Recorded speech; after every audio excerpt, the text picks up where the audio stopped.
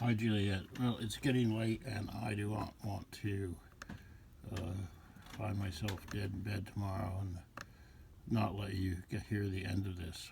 It's after this email, the last part of this exchange of emails about my wanting to go to a PTA meeting, uh, that your mother sends two, what I call the two hate letters.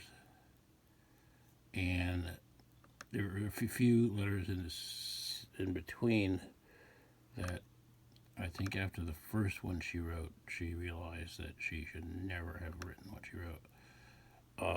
And after the second one, well, that's the end. So that'll bring us to the end of all this.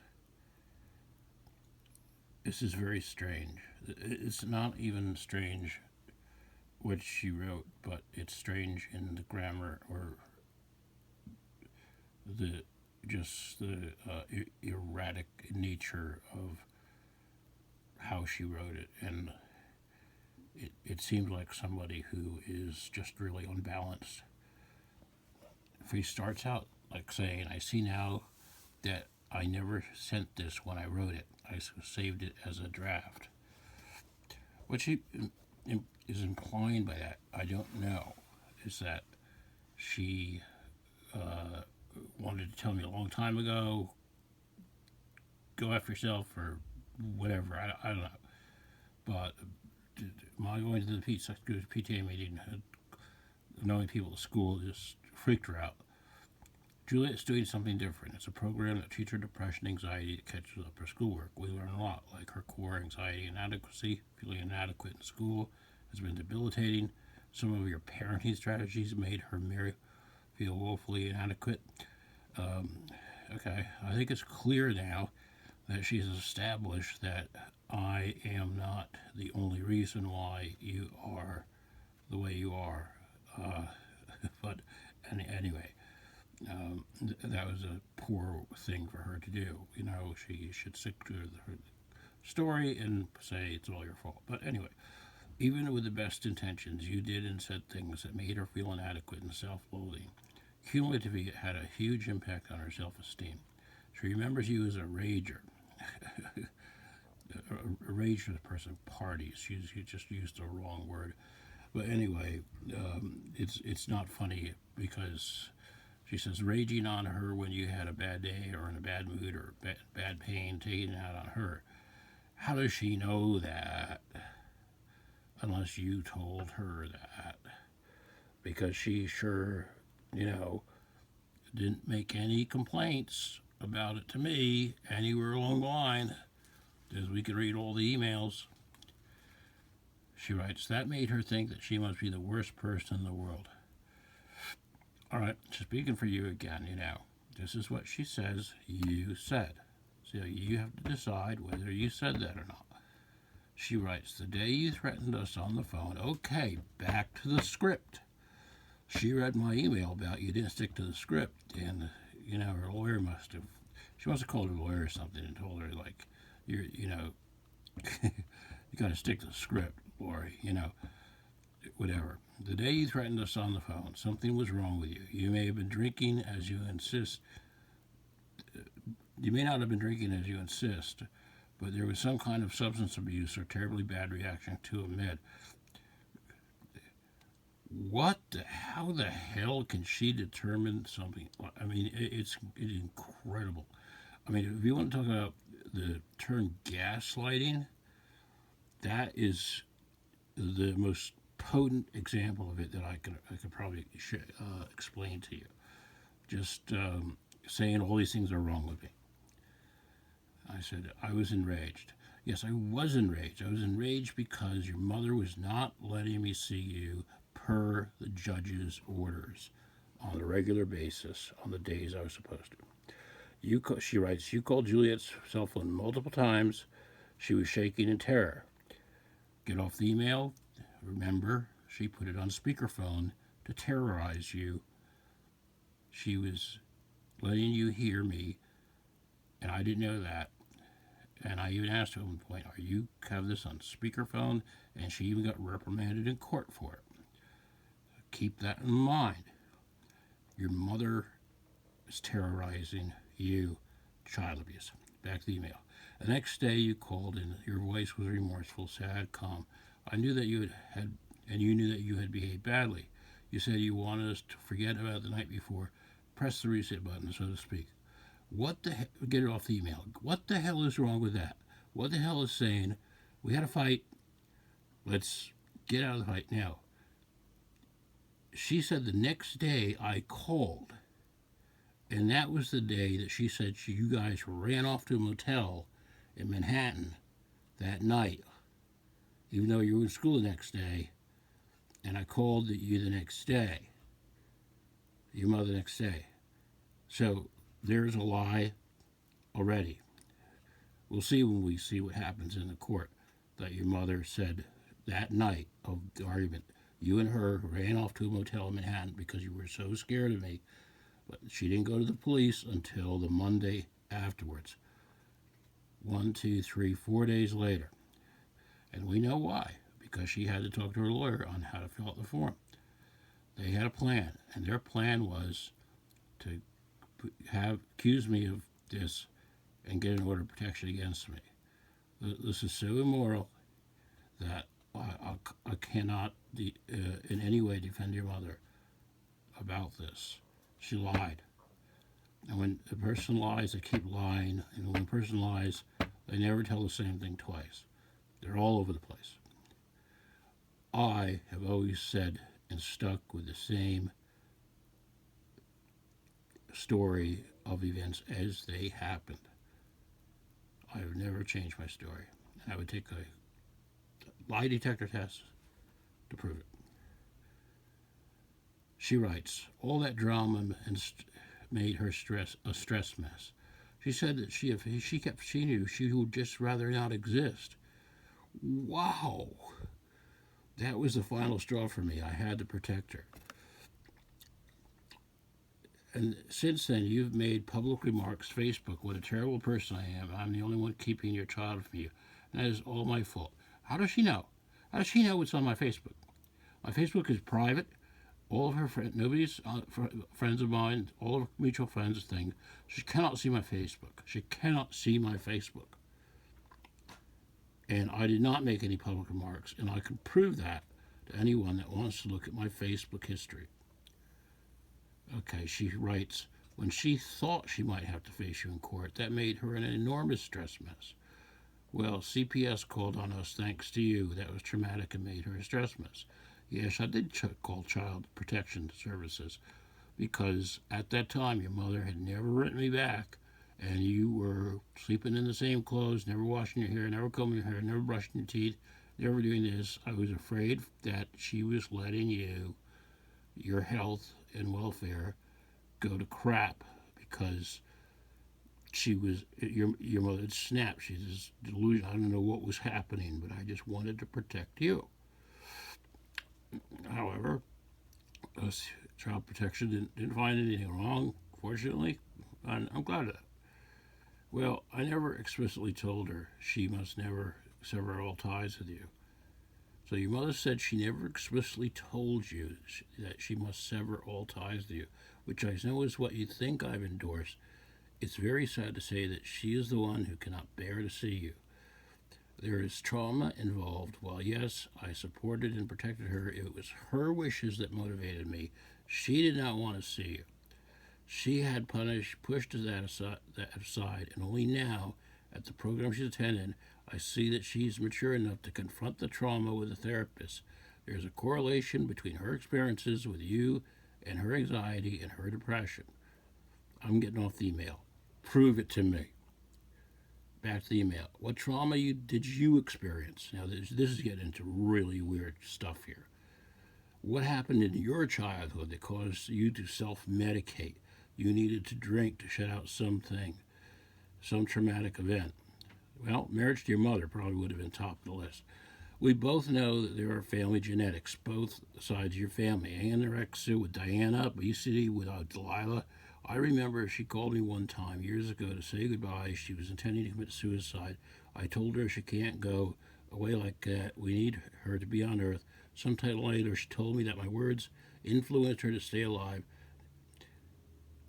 I talked to my sister Delilah. She says, never happened.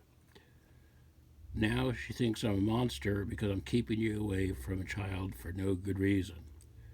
Well, guess what? Somebody else thinks your mother's a liar. You would have people believe I'm punishing you because you did not let us move to Florida. When I wanted to move, I had no job and no income. That's not true. I wanted Juliette to experience life in her childhood. This is the most bizarre statement I think that she makes in the whole thing. Although there's really a laundry list on what wins here. But she writes, I wanted Juliette to experience life in her childhood with lots of loving family. Yes, you prevented all that, but now she's older and none of that matters. I don't need the support of family in the way I wanted when she was little. So, number one, yes, I prevented you moving with her to Florida. You told me you guys were going, and she was doing it illegally and behind my back, and went so far as to sell her apartment, and I stopped her. And yes, that is one of the reason why she hates me. And she's saying that now that you're older, spending time with a loving family down in Florida doesn't mean anything anymore. What the hell does that mean? How about a Juliette's family? How about Lori's family? Now that Juliette's a senior, 12 years old, moving down there does not mean anything for her to be with her family anymore. Only when she was 12 years old or 13 or whatever. Digest that. Think about that. She writes, I am forever pained that I wasn't allowed to be part of Jenny or Wynn's end days. Well, I hated Jenny, for number one. I said, do you remember when you told me that Jenny wouldn't want me at her funeral because she hated me? For Christ's sake, you never even told me she passed away. Well, why do you think I never told you? You didn't care about her. That doesn't have any direct impact on the situation with Juliette, but it does now show that you had alienated me from everyone on your side of the family. Are you getting off the email? Are you kidding me? What about all of my people? What about Pat and Tony and Mary and all of the cousins that I like behind me and all those people? How about alienating them from me? And you're calling me out on alienating one of my last three living relatives? What hubris! I mean, it's just unbelievable.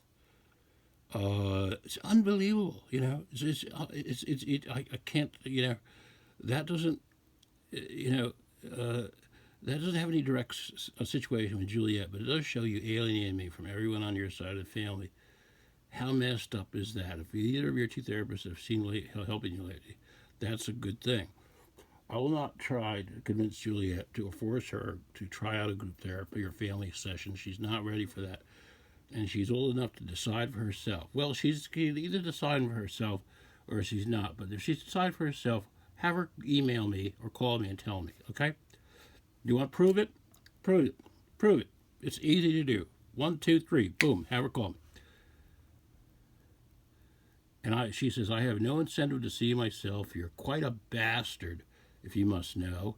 That is why I really can't stand you. I will always advocate for Juliette and protect her and help her promote her well-being. What an email. And the only reason I replied immediately next because I was mad. But I just wanted to draw out why she called me a bastard.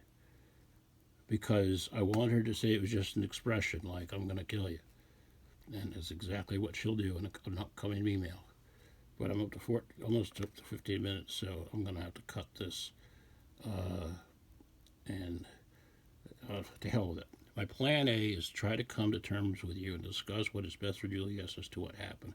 We can make the future better. You are still stuck in the past. I am not there anymore. I want an adult, peaceful conversation. I never threatened Juliette. If you told her that, that is child abuse. I admired you for admitting what you did when you did what you did in September, and you did not bring up the order of protection. You can go a long way in making Juliette less fearful of me, or you can let her maintain that anxiety. I have done nothing but behave and be nice, and you are still dumping on me. So you obviously have an unresolved issues. If I live, I will one day see Juliette on my own. And if you were to do something before, it would make you look like a hero. I will not do anything to ever hurt you or Juliette. You know that. You always have known that. But what kind of person purposely keeps a father away from his child? I take it from your letter that you have no intention on visiting my therapists. I have been sitting here for almost 2 months, 2 years, I should say, and have thought of every possibility quite carefully. There is nothing I will do that hasn't been carefully thought through. I will not put myself in a position ever again where you can hold me by the puppet strings, threatening to put me in jail. I am willing to forget all that if you would just be willing to work with me. But remember one thing, I am not going away. I will not be ignored. That is my daughter, and as much as she is yours, and I will do, all I want to do is love her and help her. Have a think. What do you think is the best way forward? Is it best to sit and discuss things? Is it best thing for the child not to have a father? The decisions you make now will play a role on how your life plays out and how Juliette's life plays out. I have been patient and kind. You bring up not letting Juliette be part of my father's end days? Are you effing kidding? I begged you to take her down to see him. Let me see him on his deathbed. And your a-hole lawyer would not let me. And my father, as he lay dying, said, "Where's Juliette? Where's Juliette?" And I had no answer for him, and it broke my heart, and that is unforgivable. And let me tell me what I did was unforgivable. That is the most immoral thing I have ever heard anybody do, no less you do. From what you wrote, this clearly has nothing to do with Juliette. After I haven't told you she needed to see a psychiatrist in 2016, but you ignored it and let her suffer until you finally had to admit I was right. You called me a bastard and still blame me for causing Juliette's anxiety? You've drunk your own Kool-Aid. What trauma did I suffer growing up? What made you so morally vacant that you are fine with continuing suffering of another human being? You have no sympathy for what I endured. And this is your response? Hitler didn't think he was doing anything wrong either. Just remember, I know the truth. And soon, so will everyone else. You still have a chance to do the right thing, but you can't let this go, the vitriol, the revenge. That leads down a dark path. See you at the next PTA meeting. And I know this is a long video, but I was very, very angry. And your mother, on the next time she writes, tells me about senior portraits. It's talk about somebody who switches on and off. Incredible. And her preventing you from seeing my dad on his deathbed back in 2011 is the most immoral thing I have heard anyone ever do in my lifetime. I'm sorry to tell you this about your mother, or your family, or your friends, but this is the truth. And you can ask my sister, you can ask my brother, you might think they're all lying, whatever you want to believe. Juliette, I'm telling you right now, I'm telling you the truth, because I want you to know I love you.